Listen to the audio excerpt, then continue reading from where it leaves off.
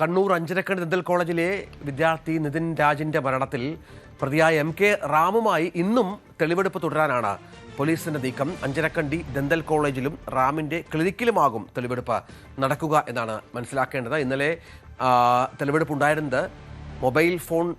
ഇന്ന് മുതൽ തെളിവെടുപ്പ് ആരംഭിക്കും. ഇന്നലെ മൊബൈൽ ഫോൺ ഫോറൻസിക് പരിശോധനയ്ക്ക് അയക്കും എന്നുള്ള വിവരങ്ങൾ അന്വേഷണ സംഘം വ്യക്തമാക്കിയിരുന്നു. ഇന്നലെയാണ് റാമിനെ പോലീസ് കസ്റ്റഡിയിൽ എടുത്തത്.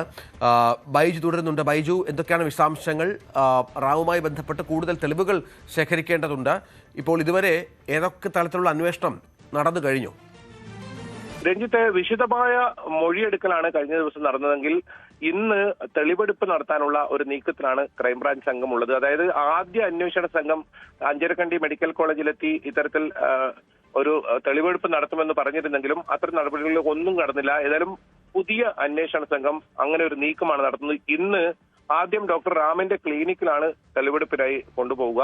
അതിനുശേഷമായിരിക്കും ഉച്ചയ്ക്ക് ശേഷം അഞ്ചരക്കണ്ടി മെഡിക്കൽ കോളേജിൽ തെളിവെടുപ്പ് നടത്തും. അവിടെ ഈ നിതിൻ രാജ് താമസിച്ച ഹോസ്റ്റൽ മുറിയിൽ ഉൾപ്പെടെ കൊണ്ടുപോയി തെളിവെടുപ്പ് നടത്തുമെന്നാണ് അന്വേഷണ ഉദ്യോഗസ്ഥരിൽ നിന്ന് ലഭിക്കുന്ന വിവരം. അതോടൊപ്പം സഹപാഠികളുടെയും അധ്യാപകരുടെയും മൊഴി വീണ്ടും രേഖപ്പെടുത്താൻ തീരുമാനിച്ചിട്ടുണ്ട്. ഇന്നലെ നടന്ന ചോദ്യം ചെയ്യലിൽ റാം കഴിഞ്ഞ അന്വേഷണ സംഘത്തിന് മുൻപാകെ നൽകിയ അതേ മൊഴിയാണ് നൽകിയിട്ടുള്ളത്. താൻ ഈ നിതിൻ രാജിനെ ഏതെങ്കിലും തരത്തിൽ മാനസികമായ സമ്മർദ്ദത്തിലാക്കിയോ അത്തരം ജാതീയമായ അധിക്ഷേപമോ ഒന്നും നടത്തിയിട്ടില്ല എന്ന് റാം ആവർത്തിച്ചു. അതോടൊപ്പം താൻ കർക്കശക്കാരനായ ഒരു അധ്യാപകനായിരുന്നു. അതുകൊണ്ടാണ് വിദ്യാർത്ഥികൾക്ക് തന്നോടുള്ള ഒരു ദേഷ്യം അല്ലെങ്കിൽ ഇത്തരത്തിൽ ഒരു മൊഴി നൽകാൻ ഇടയായതെന്ന ഒരു വാദമാണ് അദ്ദേഹം ഉയർത്തുന്നത്. എന്തായാലും റാമിന്റെ മൊഴിയെടുക്കലും അതുപോലെ തന്നെ ഈ തെളിവെടുപ്പ് ഉൾപ്പെടെയുള്ള നടപടികളിലേക്കാണ് പോലീസ് കടക്കുന്നത്. ഇനി 3 ദിവസം കൂടി ക്രൈംബ്രാഞ്ച് കസ്റ്റഡിയിൽ റാമിനുണ്ട്. അത് കഴിഞ്ഞാൽ കോടതിയിൽ ആരോഗ്യ റിപ്പോർട്ട് ഉൾപ്പെടെ മെഡിക്കൽ റിപ്പോർട്ട് ഉൾപ്പെടെ ഹാജരാക്കിയാണ് കോടതി നിർദ്ദേശം നൽകിയിട്ടുള്ളത്. ഇന്നത്തെ ഈ ഒരു തെളിവെടുപ്പ് നിർണായകമായിരിക്കും. റാമിനെ ആദ്യമായാണ് ഈ ഒരു കേസിന് ശേഷം കോളേജിലേക്ക് കൊണ്ടുപോകുന്നത് എന്നതും പ്രത്യേകതയുണ്ട്. കനത്ത പോലീസ് സുരക്ഷ ഏർപ്പെടുത്തിയിട്ടുണ്ട്. ഏതെങ്കിലും തരത്തിൽ വിദ്യാർത്ഥികളുടെ ഭാഗത്ത് നിന്നും പ്രതിഷേധം ഉയരുന്ന സാഹചര്യം ഉണ്ടാവുന്ന കണക്കെടുത്തത് തന്നെ വലിയ സുരക്ഷയും ഏർപ്പെടുത്തിയിട്ടുണ്ട്.